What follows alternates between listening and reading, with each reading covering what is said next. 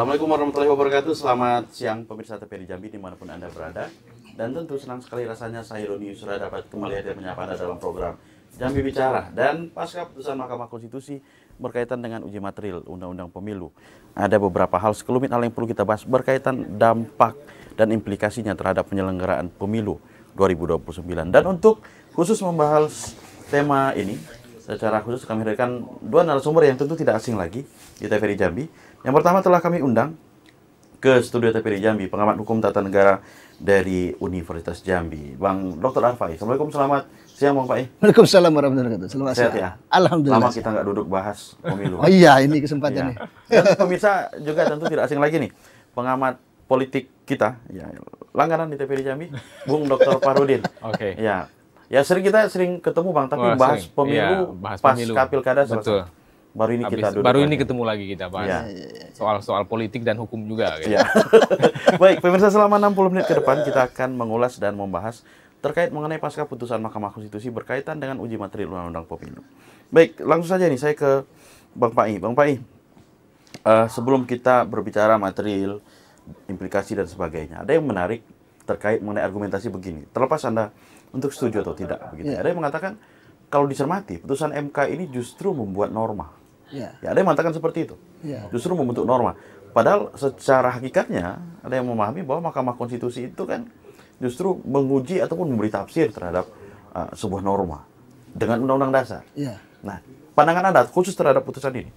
Ya, jadi begini, yang perlu kita pahami sama-sama sebenarnya adalah tupoksi aslinya ya, atau kewenangan asli dari Mahkamah Konstitusi dalam konteks judicial review itu.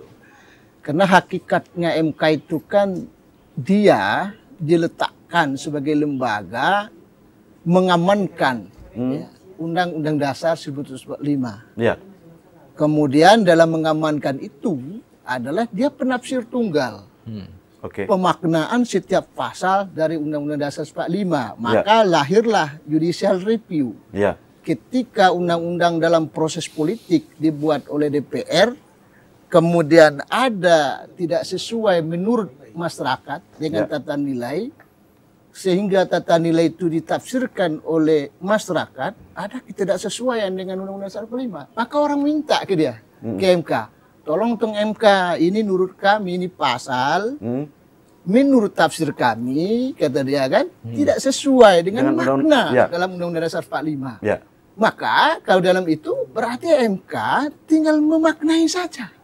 Apakah ini pasal sesuai atau tidak dengan Undang-Undang Dasar 45 dan dia maknai itu Undang-Undang Dasar 45. Oleh karena itu kalau dia tidak melakukan demikian atau justru yang dimaknai bukan makna dari Undang-Undang Dasarnya, tapi yang dimaknai adalah dari pasal yang digugat orang, maka dia akan memunculkan adalah seolah-olah, bukan seolah-olah lah, menjadi norma baru dalam undang-undang. Namun demikian, yang seperti ini dalam konteks ketatanegaraan dimanapun di dunia, yang namanya peradilan di konstitusi di sebuah negara, selalu itu munculkan perdebatan. Perdebatan itu tidak akan lepas. Dari 150 tahun lalu itu sudah berdebat. Menurut Anda, putusan yang ini nih, membuat norma baru? Kalau saya menilai, ada dua aspek. Yang dimaksud dengan norma baru itu adalah dua hal. Satu, betul-betul membuat baru. Yang kedua adalah mengubah dengan menambah diktum ataupun kata di dalam sebuah norma. Ketika dia menambah, kan gitu ya. Ketika dia mengubah dari pasal itu, otomatis itu melahirkan sesuatu yang baru. Yang baru. Iya. Ini masih gampang nih, membuat norma baru atau tidak? Nah, yang membuat norma baru itu ditafsirkan kan suatu kalimat di dalam pasal, ya kan? Apakah dia tambah, ya kan? Apakah dia kurangi, kan gitu ya? Bukan dibatalkan ya, beda kalau dibatalkan ya. Nah, sehingga utuh dalam satu kalimat sesuai dengan pemaknaan diberikan oleh MK. Nah, kalau yang demikian, pasal dalam undang-undang itu sudah menjadi norma baru. Kan gitu. Nah, berbeda hal kalau MK menyatakan bahwa pasal dalam undang-undang ini, kalau dia dikaitkan dengan Undang-Undang Dasar pasalnya, nah bahwa makna dari pasal dari Undang-Undang Dasar ini adalah begini, katanya. Ya kan? Ya. Nah, silakan nanti ini ada ketidaksesuaian. Namun dalam proses agar dia sesuai dengan Undang-Undang Dasar, diberikan kewenangan kepada DPR dalam membuat. Kalau itu beda, bukan Baik. hal baru. Setelah ini akan kita bahas lagi. Saya ke Bang Parudin. Sebenarnya dalam kacamata politik Bang Parudin, urgensi apa sebenarnya hal ini kemudian untuk dibahas sebenarnya? Ya, 2024 berjalan, ya. Ya, sebetulnya dalam banyak diskusi ya terkait dengan pelaksanaan pilkada gitu ya, terutama di 2024 sebetulnya ini di antara jawaban itu gitu. Oke. Kenapa? Karena gini, ada beberapa problem, terutama di 2024 ya, 2019 juga 2024 itu puncaknya. Jadi yang pertama yang sering disinggung teman-teman dalam bahasan politik ya, itu yang soal konsentrasi, konsentrasi pemilih. Ya, semua tahu bahwa ketika pemilu serentak itu kan ada 5 surat suara itu. Ya. Dan itu membuat orang akhirnya lebih banyak konsentrasi ke pusat. Ada pilpresnya lagi di situ, sehingga calon-calon di lokal ini nyaris terlupakan gitu ya, nggak diperhatikan. Yang penting milih pilpres lah. Kira-kira ada soal di konsentrasi atau fokus dari pemilih masyarakatnya sendiri. Nah itu dampak dari serentak itu tadi. Ya, belum lagi soal misalnya teknisnya gitu ya, teknis yang di lapangan, bagaimana pemilih harus memilih sekian banyak orang dalam waktu yang sangat singkat gitu misalnya ya. Belum lagi soal penyelenggara gitu. Kita tahu ada banyak kasus yang sampai meninggal segala macam gitu kan. Nah, belum lagi juga soal ini, kita juga bicara tentang misalnya serentak ternyata juga nggak efisien juga gitu ya misalnya. Anggarannya gitu ya. Jadi ada banyak soal partai politik juga dibahas ya, soal bagaimana kemudian mereka seperti tidak ada pemetaan gitu ya. Asal jadi aja, pokoknya saya mau ke sana gitu. Nah, ini di antara problem yang banyak yang dikatakanlah sebagai faktor yang melatar belakangi kenapa pentingnya ada pemisahan itu. Tapi yang poin paling penting adalah soal konsentrasi kita. Kita bisa lebih mencermati siapa yang akan menjadi wakil kita dalam pemilu yang dipisah. Jadi ketika nasional ya sudah kita cermati yang nasional, pilpres, ya DPR RI, DPD cukup itu dulu gitu loh. Sehingga nanti ketika di daerah atau pemilu lokal ya nanti kita konsentrasi di situ lagi gitu. Jadi lebih banyak di soal itu sih sebetulnya. Soal partai politik juga banyak dibahas. Nah, saya pikir yang menjadi urgent itu di soal bagaimana kita itu lebih aware gitu ya dengan pemilu, dengan calon-calon kita itu gitu. Nah, bicara konsentrasi lebih bisa konsentrasi fokus, kita di fokus dia ya, antara pusat daerah, pemilih bisa lebih fokus begitu. Nah, ada pertanyaan juga Bang, dengan menyerentak kalau di pusat mungkin tapi di daerah bukankah akhirnya memusatkan lagi potensi konflik di tingkat daerah? Akhirnya bergabunglah isu pilkada dengan isu legislatif akhirnya. Ya itu diantaranya ya, diantara problemnya. Karena bagaimanapun soal kebijakan ini kan bagian dari kebijakan itu nggak ada yang sempurna. Kita masih mencari ini. Ya, tapi dari sekian cara atau model yang sudah kita lakukan termasuk terakhir serentak betul gitu ya. Ternyata memunculkan tadi efek yang negatif juga gitu ya. Efek yang negatif juga gitu ya bagi masyarakat terutama gitu ya. Karena dalam riset-riset yang banyak dilakukan termasuk oleh kami di Jambi ya. Misalnya gini, seorang pemilih itu ya kalau nggak punya pilihan sebelum dia masuk bilik suara itu akan membutuhkan waktu yang sangat lama. Apalagi sudah sangat senior. Ya, dengan banyaknya jumlah terlalu suara banyak yang harus dinilai. Nah, tadi soal konflik bisa saja ya, tapi kan gini, ketika kita pisah itu akan ada fokus dari misalnya kita pembenahan ya. Ini waktunya kita ngurusi yang nasional dulu nih gitu kira-kira. Aparat keamanan dan kemudian masyarakat pemerhati pemilu ya fokus ke situ dulu gitu sambil pembenahan di soal-soal nasional gitu. Soal lokal nanti kita ada lagi karena waktunya 2 tahun ya Pak ya. Sekitar 2 tahun. Jadi saya pikir ini relatif lebih baik lah gitu ya dibanding misalnya dengan cara serentak yang dulu digaungkan sebagai yang efektif dan efisien gitu ya. Ternyata kan dalam kasus 2024 juga nggak terbukti gitu kan. Walaupun kita nggak tahu nanti di 2034 nanti seperti apa lihat lagi. Iya. Baik, saya ke Bang Arfai. Iya. Ulasan Bang Farudin menarik ya, dan bahkan umum juga banyak juga yang membahas hal-hal yang artinya bisa dikatakan justru yang muncul landasan gugatannya adalah alasan yang sosiologis, politis begitu. Nah, dalam kacamata hukum tata negara, Bang Arfai, sebuah lembaga peradilan konstitusi, saya tidak tahu nih sejauh mana kemudian landasan gugatannya, apakah memang harus landasannya ada persoalan konstitusional yang bermasalah, atau bisa dengan dominan persoalan-persoalan yang dibahas tadi, bicara tentang bagaimana pemilih tidak bisa fokus, artinya alasan-alasan politis, alasan-alasan sosiologis kemudian menjadi dasar utama sebenarnya yang justru dimunculkan. Ya, di dalam mekanisme judicial review itu kan konteksnya itu ada 3. Ya. Satu dalam konteks yuridisnya, Ya. yang kedua dalam konteks demokratisnya, kemudian yang ketiga dalam konteks hak asasi manusianya. Ya. Jadi kalau kita cermati yang diajukan gugatan kemarin, itu kan tidak secara totalitas itu bicara tentang politik. Tapi itu yang dibahas di situ adalah keterkaitan norma dengan perlindungan hak asasi manusia dan keberlanjutan kemudian kualitas dari demokrasi. Jadi itu yang menjadi, karena begini, ini nyambung, karena tugas MK itu sendiri selain dia dalam konteks judicial review menafsirkan undang-undang dasar, sekaligus di dalam situ menjaga tegaknya demokrasi, melindungi hak asasi manusia. Nah, oleh karena itu kalaulah ini, apakah itu dominan karena bicara politik? Tidak, saya kira. Karena itu bicara tentang bagaimana demokrasi itu, pilkada, ya, pemilu pusat itu, di dalamnya bicara tentang kualitas demokrasi, di dalamnya bicara tentang hak asasi manusia. Karena hak asasi manusia ketika bicara pemilih itu bicara hak ya.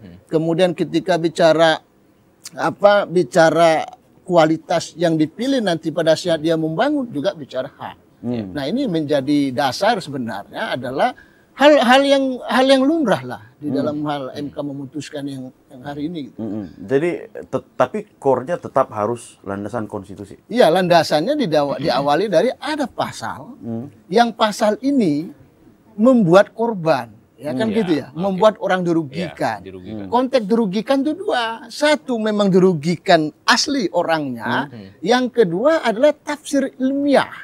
Bahwa ini ke depan akan betul-betul dirugikan orang. Dalam konteks 2, demokrasi tadi dan asasi manusia. Baik. Agak menarik juga itu, Bang. Kalau sebenarnya landasan lebih kepada arah persoalan sosiologis, kenapa justru tidak banyak yang tertarik dengan legislative review? Tapi nanti kita bahas. Pemirsa, jangan kemana-mana karena Jambi bicarakan kembali setelah pesan-pesan berikut ini.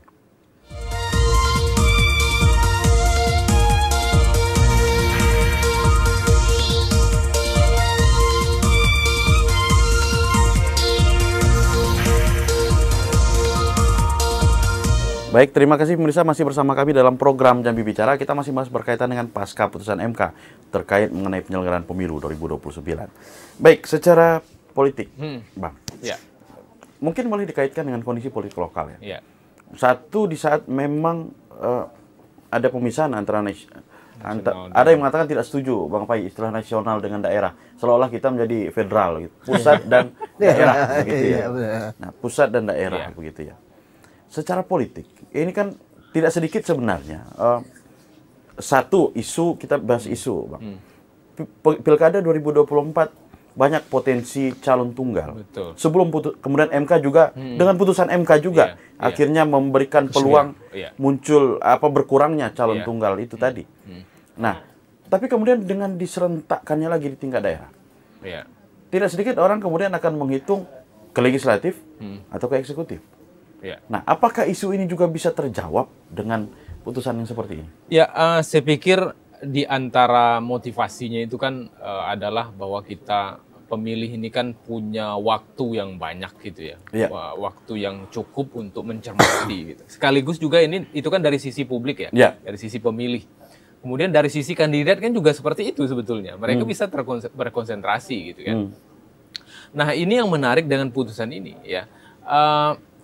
sebetulnya ini sudah diawali dengan putusan MK yang menurunkan ambang batas ya, itu sebetulnya 2024. kan, mencermati itu sebetulnya. Nah ini ditambah lagi dengan pemisahan itu, karena dalam konteks politik itu memang ada politik pemilu nasional, pemilu lokal sebetulnya bahasanya, bukan pemilu daerah ya, pemilu lokal. Walaupun bagi beberapa orang juga tidak setuju orang dengan istilah agak itu, kan? sensitif dengan bahasa lokal gitu. Tapi dalam konsepnya ya memang pemilu nasional dan pemilu lokal bahasanya. Nah, dengan adanya putusan MK ini, saya pikir ini akan menaikkan lagi tadi ya tingkat partisipasi tadi, baik dari sisi masyarakatnya maupun pemilih dan kemudian kandidat yang diusung. Karena mereka tidak lagi terjebak dalam lingkaran yang sama gitu, dalam momen waktu yang sama gitu. Dengan catatan tidak ada larangan yang pernah mencalonkan di itu lain lagi itu ceritanya. Nanti gimana implementasinya kan? Misalnya apakah yang sudah pernah mencalonkan di nasional boleh mencalonkan di daerah kan? Itu mungkin akan ada putusan tersendiri gitu.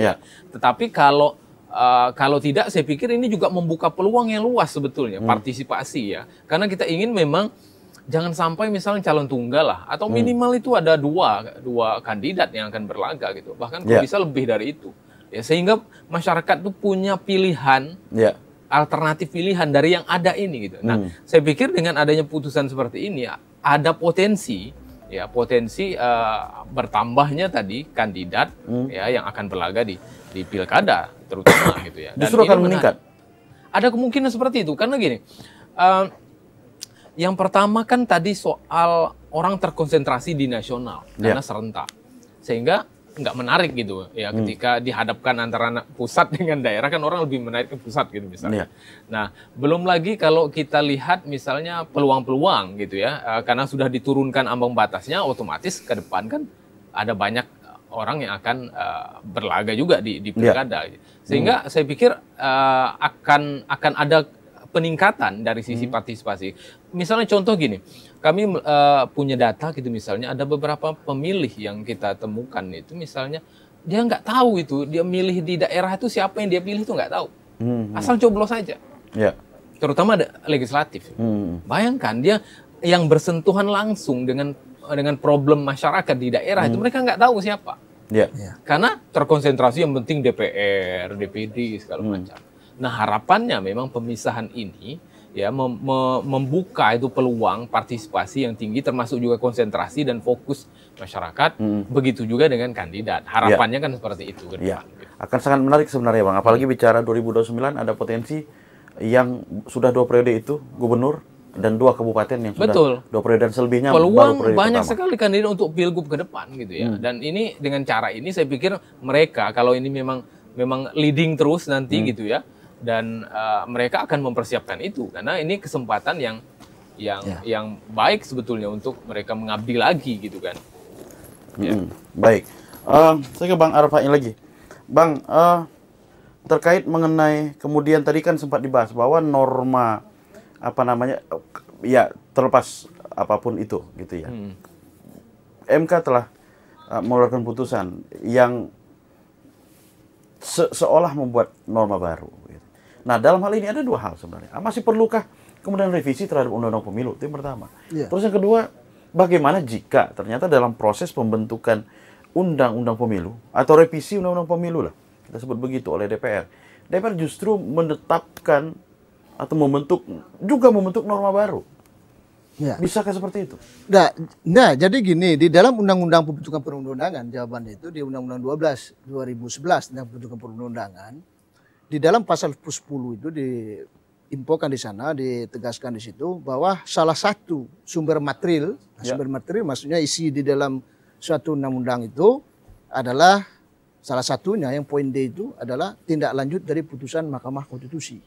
Artinya kalau DPR suka nggak suka gitu kan harus dilakukan itu karena itu salah satu sumber material. Artinya pada saat mereka buat DIM daftar independensi masalah mau merubah undang-undang masuklah MK itu ya. Dan ketika itu tindak lanjut itu wajib.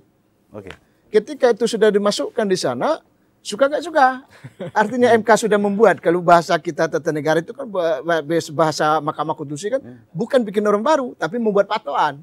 Artinya jangan sampai keluar dari itu. Mungkin bikin dari itu.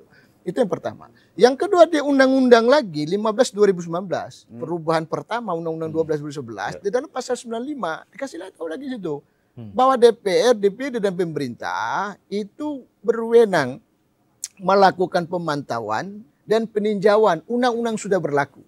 Nah, salah satu yang dipantau ya yang berlaku itu ketika undang-undang itu dua. Satu, undang-undang itu diheboh di masyarakat karena diduga masyarakat tidak lagi sesuai dengan tata nilai yang ada di masyarakat, tidak memberikan keadilan, maka dia masuk di nanti dalam hal yang direkomendasikan untuk prolegnas. Atau yang kedua adalah karena sudah diputuskan Mahkamah Konstitusi, maka itu masuk di dalam prolegnas untuk dilakukan perubahan. Baik, mungkin kita angkat penelpon kita dulu. Halo, assalamualaikum, selamat siang. Halo. Waalaikumsalam warahmatullahi wabarakatuh. Waalaikumsalam warahmatullahi wabarakatuh. Kurang besar. Halo. Halo. Baik, Bung Doni, selamat siang juga. Ya, silakan Pak Yudi. Kurang besar.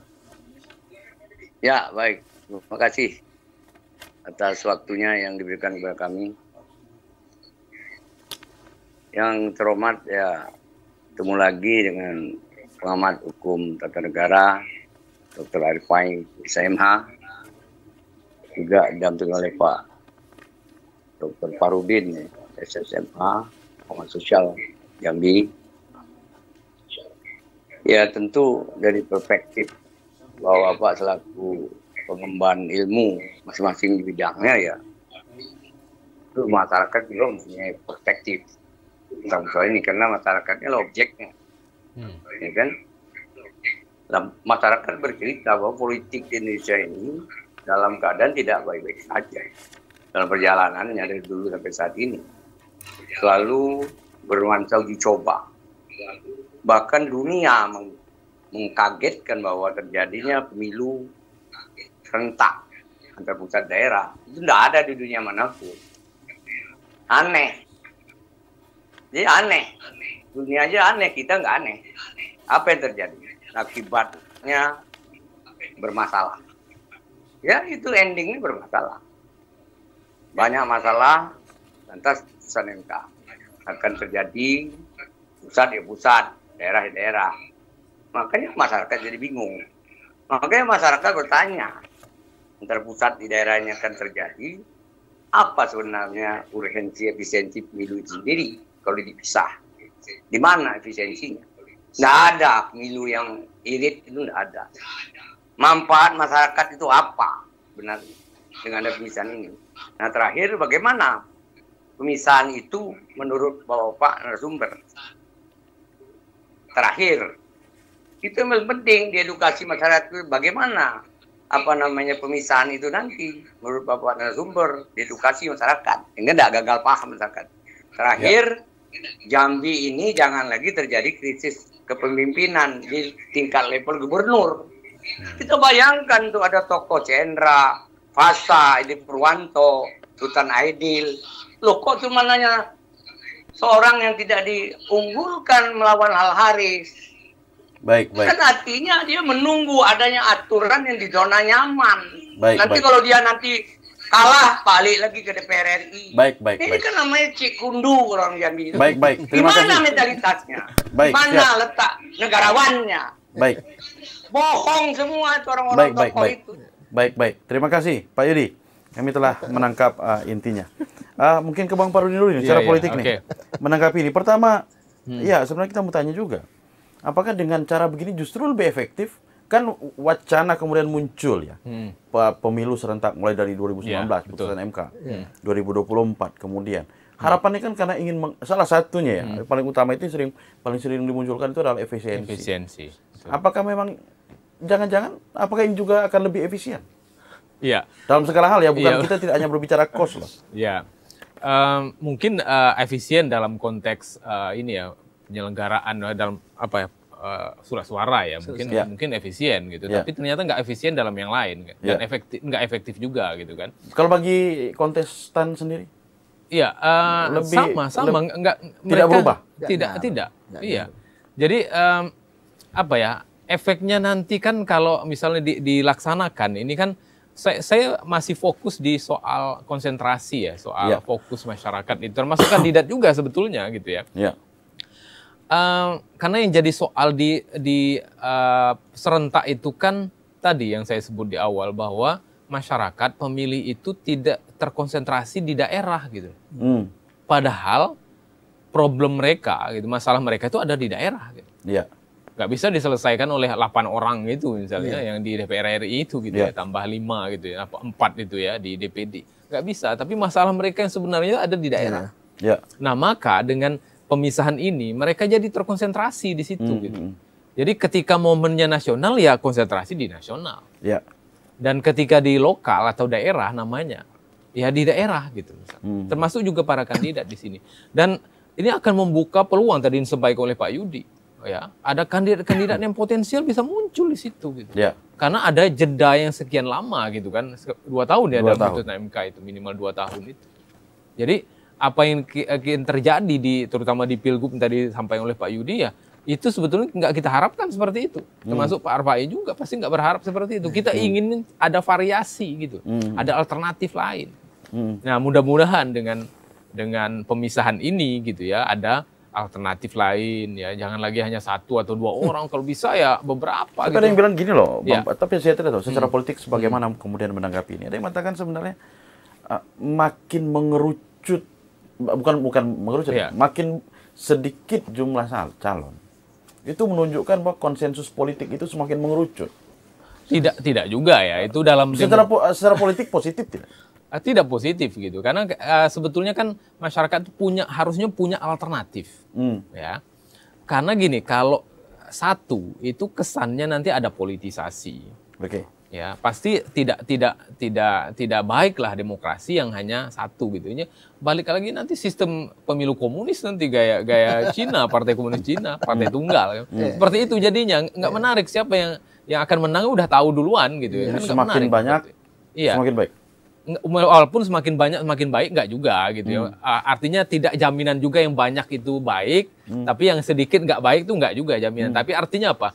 Masyarakat apalagi di era sekarang kita bisa mengakses ya, kemana-mana gitu. Kita jadi tahu track recordnya kalau itu tersedia gitu. Lah bagaimana kita mau mengakses misal Pak Fasha di Pilgub kemarin, ternyata dia nggak maju, ngapain gitu kan?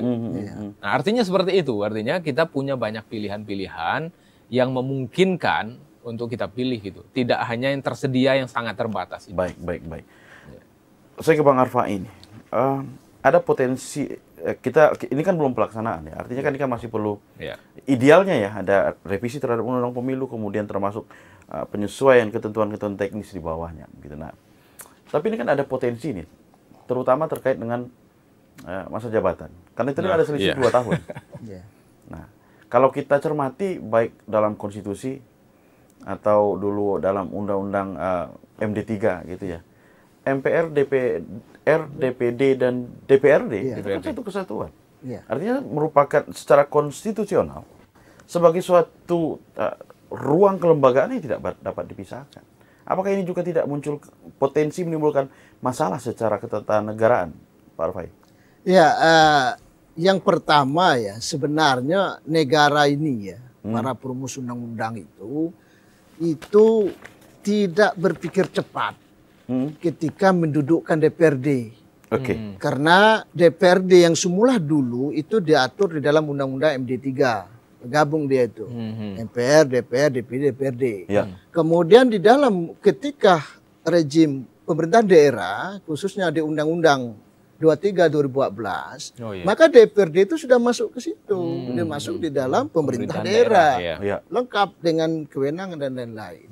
Artinya ketika itu masuk 2014, seharusnya pembentuk undang-undang sudah berpikir bagaimana meletakkan DPRD di dalam proses rekrutmennya.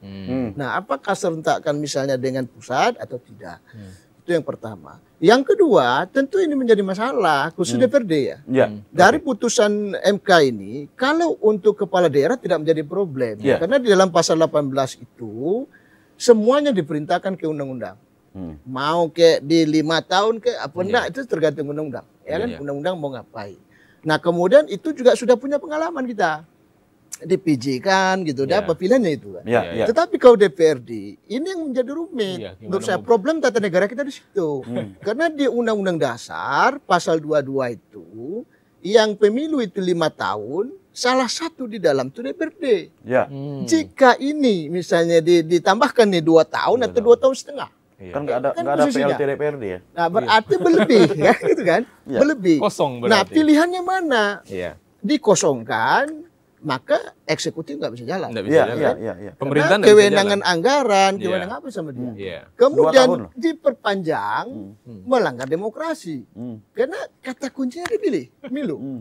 Nah inilah menjadi problem ketatanegaraan yang barangkali ke semua orang nanti, semua pakar harus berpikir kemana mendudukkan ini.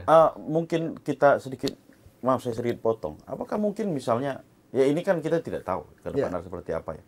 Misalnya dengan Perpu misalnya. Memungkinkan? Ya, di dalam konstruksi aturan ya, dalam konstruksi undang-undang. Yang pertama, ini kan diatur undang-undang dasar. Iya, konstitusi. Ya kan? Konstitusi gitu loh.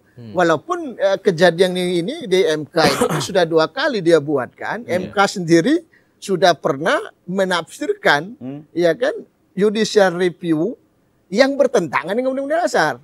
Pertama misalnya, di dalam pasal 24, tentang PHPU, penyelesaian hasil pemilu, itu kan disebut pemilihan umum.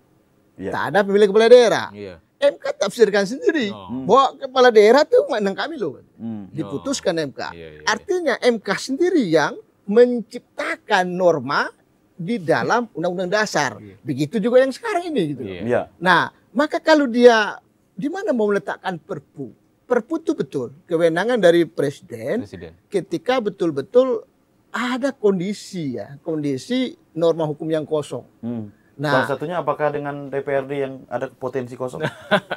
Potensi kosong ada itu. Bisa. Ya, sangat potensi dia. Karena pilihannya apa nih? Kalau dia mau undang-undang kan boleh saja ketika diserahkan ke undang-undang kan. Bahwa ketika undang-undang itu dibuat ya tentunya bertentangan dengan undang-undang dasar. Tapi apakah dia bertentangan? Tidak. Tidak, karena diperintah di pasal 10 tadi materinya adalah putusan dari Mahkamah Konstitusi.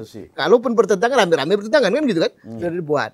Nah, tinggal pilihannya, apakah diperpanjang ataukah memang dikosong. Dikosongkan saya kira itu bukan solusi yang terbaik. Tidak bisa dilakukan. Tidak bisa dilakukan, karena itu mengganggu tatanan pemerintahan.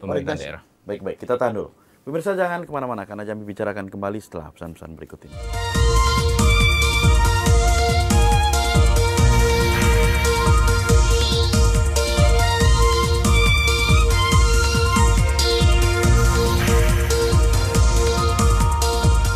Baik, terima kasih pemirsa masih bersama kami dalam program Jambi Bicara dan kita sampai pada sesi ketiga dialog kita hari ini. Baik, Bang Fahrudin, tadi kita sudah bahas tingkat lokal, kemudian di tingkat nasional. Ada beberapa hal yang kemudian saya pikir menarik juga untuk didiskusikan. Konstelasi calon di tingkat nasional, pusat nasional pusat gitu. Hari ini saya lebih setuju pusat begitu, istilah pusat. Tidak sedikit, bukan tidak sedikit, dominannya adalah orang-orang yang memang jagoannya di pilkada. Gitu. Nah, dan ini ada potensi kemudian deklarasi awal dilakukan. Keterkaitan antara calon daerah dengan pusat, gitu ya. Calon kepala daerah dengan calon presiden. Presiden pun tidak sedikit kemudian dipengaruhi oleh juga posisi suaranya di tingkat daerah. Tidak sedikit juga dipengaruhi oleh apakah kepala daerah itu diusung oleh partainya si calon atau tidak. Nah, mencermati ini, pasca putusan ini. Sebetulnya ini bisa dikatakan sebagai katakanlah upaya mengatasi yang terjadi selama ini gitu kan. Artinya apa? Di 2024 itu kan sangat kental gitu ya, sangat vulgar bagaimana kemudian keterkaitan antara capres gitu ya dengan pilkada gitu ya, kandidat di pilkada baik terutama gubernur gitu ya. Nah, ini kan sebetulnya tidak baik. Karena itu potensi dan bukan potensi lagi kalau ini udah terjadi gitu ya. Bagaimana politisasi terjadi.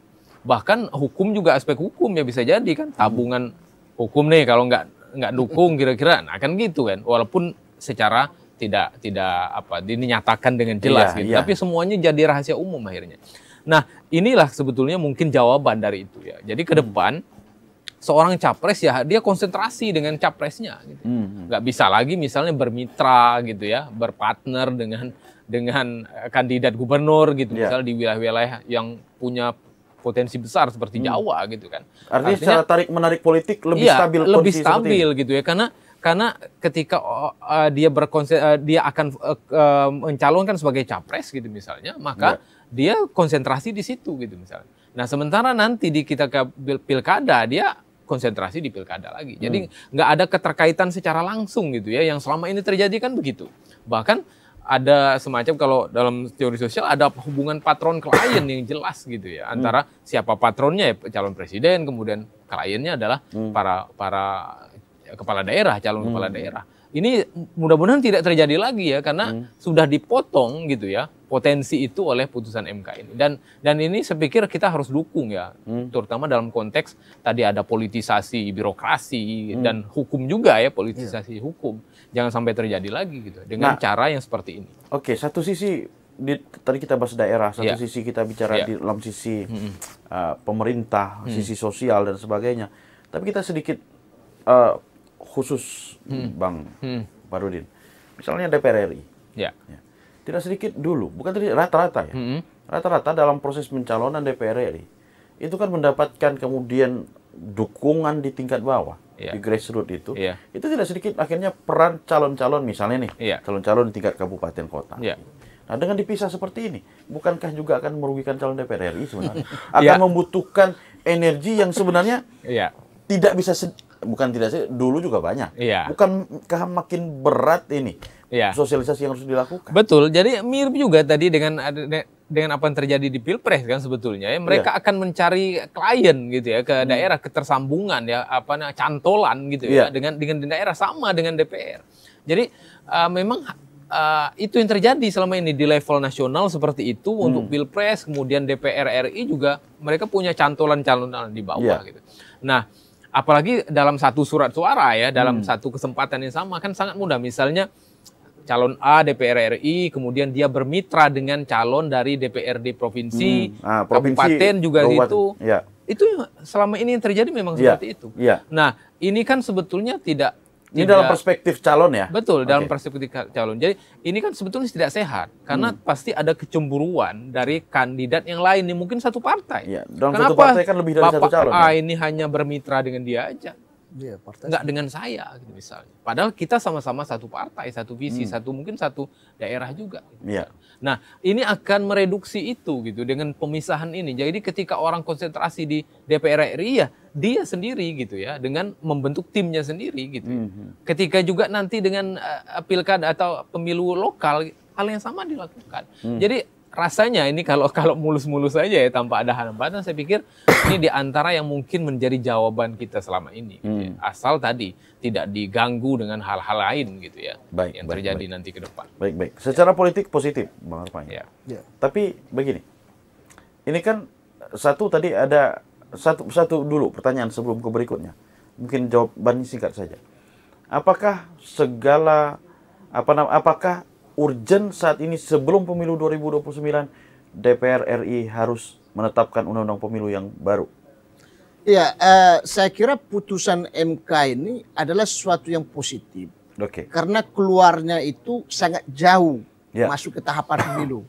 Artinya ada space waktu panjang RI juga harus berpikir positif. Membuat aturan main ini juga jauh-jauh hari. Jangan masuk menjelang tahapan pemilu. Nah, supaya sinkron ini ya. Menurut saya itu. Nah, artinya kalau sekarang kita masuk kepada dalam konteks penyelenggaraan. Artinya Anda mengatakan ini harus ditetapkan oleh DPR. Baik revisi ataupun apa namanya nanti di undang-undang pemilu. Nah, sekarang berbicara tentang penyelenggara. Artinya kalau 2029 setidaknya di 2027 itu tahapan sudah disusun. Nah, sekarang pertanyaannya, apakah kemudian untuk menyusun ini, ya kita berharap ya tahun ini dibahas undang-undang pemilu, tahun depan ketok palu paling lambat gitu. Saya tidak. Ya, saya kira gini, beranjak pengalaman yang lalu-lalu pengalaman yang lalu, kemudian hampir semua orang itu menyatakan bahwa tidaklah bagus keluar aturan dalam penyelenggaraan pemilu adalah tahapan sudah masuk atau sudah berjalan. Nah, artinya kalau semua berpikir rasional, maka suka tidak suka. Sejak putusan MK ini mulai bagaimana itu menata, membuat, merumuskan ya kebijakan berkenaan dengan ini khususnya dalam penyelenggara pemilu. Artinya apa? Para penyelenggara pemilu itu paradigmanya harus berubah.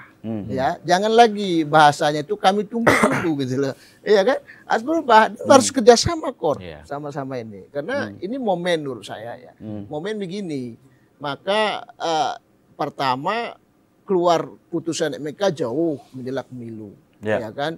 Yang kedua, ini berat Pak Doni dalam hukum tata negaranya. Kenapa berat? Karena tidak hanya satu undang-undang mesti dirubah. Ya. Bukan undang-undang pemilu termasuk saja. Undang-undang pilkada. Undang-undang pilkada, undang-undang penyelenggara pemilu. Termasuk undang-undang pemerintahan daerah. Undang-undang pemerintahan daerah, keuangan negara, dan banyak sekali gitu loh. Ya. Nah oleh karena itu, maka ini mesti ada lah di DPR lah, kalau menurut saran saya ya. Mesti ada pansus khusus membahas semua ini, keterkaitan undang-undang ini. Jangan sampai lah bahasanya itu 2027 udah mulai misalnya. Ya. 2026 baru dibahas tahun depan. Ya ini kan molor lagi gitu. Nah ini jadi presiden buruk ya di dalam penyelenggaraan pemilu, melindungi hak demokrasi kita di dalam negara ini. Baik. Saya ke Bang Farudin lagi. Bang, salah satu juga ada dua isu sebenarnya. Isu yang juga muncul di dalam penyelenggaraan pemilu di tingkat daerah. Pertama mahar politik. Dan yang kedua adalah peluang calon independen perseorangan yang dalam beberapa kejadian dan analisa sangat rendah. Nah, dengan sistem ini, satu, apakah memang bisa menekan money politik, mahar politik, atau yang kedua terkait mengenai peluang bagi calon independen sendiri? Ya, sebetulnya ada juga aspek lain yang ini ya, yang terkait dengan putusan MK ini, soal partai politik sebetulnya. Jadi partai politik sebetulnya dibantu dalam tanda petik dengan ada putusan ini. Karena dengan putusan ini partai politik harusnya kan punya mapping ya, punya peta. Siapa yang kira-kira akan diusung di level ini siapa. Gitu. Jadi sejak awal sebetulnya mereka harusnya udah punya mapping.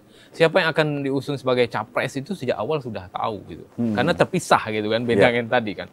Kemudian termasuk juga DPR RI segala macam gitu misalnya. Termasuk juga di tingkat lokal. Nah, harapannya memang ketika sudah ada mapping itu potensi, karena saya secara pribadi sebetulnya tidak begitu senang dengan adanya calon independen. Oh, begitu? Iya, kenapa? Berarti kalau ada calon independen itu bermasalah partai politiknya. Nggak jalan berarti partai politik. Ada sesuatu dengan partai politik kita. Sakit nih partai politik kita. Sehingga karena apa? Harus ada calon. Iya, karena harus ada orang yang tidak percaya dengan partai politik. Padahal kan kendaraannya yang ideal kan di partai politik. Artinya apa? Segera kita obati partai politik ini. Ya, ke depan melalui tadi ya partai politik harus berani dong ya mendukung atau mengeluarkan kandidat terbaiknya untuk bertarung di pilkada. Jangan ikut-ikutan partai lain gitu misalnya. Kan sayang sekali apalagi yang punya kursi besar gitu misalnya di wilayah tertentu. Justru tidak muncul calon. Nggak memunculkan calon satupun. Bahkan terafiliasi dengan pemerintah pusat gitu ya. Nggak menyebut nama tapi kan. Nggak berani gitu. Bayangkan untuk level gubernur bahkan kabupaten kota nggak ada calonnya. Jadi di mana fungsi partai politiknya gitu. Nah justru ini sebagai trigger sebetulnya ya bagi partai politik untuk mempersiapkan sejak dini kan masih ada waktu tadi sampai cukup banyak waktu untuk mapping siapa kandidat yang akan diusung. Sekaligus juga menjawab mahar politik harusnya juga menjadi lebih rendah karena potensi calon itu cukup banyak. Baik. Kita tahan dulu. Pemirsa jangan kemana-mana karena Jambi Bicara akan kembali setelah pesan-pesan berikut ini.